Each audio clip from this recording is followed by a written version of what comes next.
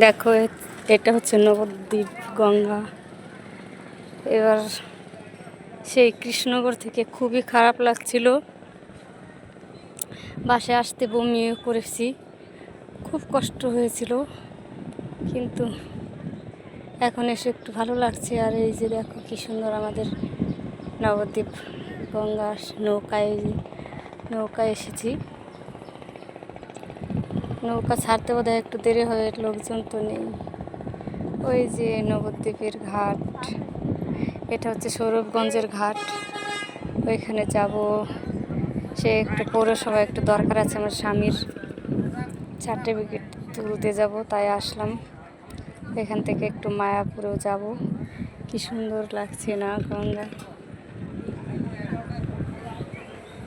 আর এই যে মামিও সাথে আছে। এভাবে ধরেন একটু, আমাকে এভাবে ধরেন না। হাই, আসছি এখন। এই যে নবদ্বীপের দেখালাম, নবদ্বীপের গঙ্গা। এবার ওপারে যাব। এটা হচ্ছে সৌরভগঞ্জের ঘাট।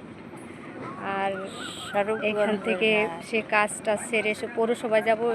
ওইখান থেকে একটা সার্টিফিকেট নিয়ে তারপরে যাব মায়াপুরে, একটু ঘুরতে যাব, তারপরে আবার দেখা হবে।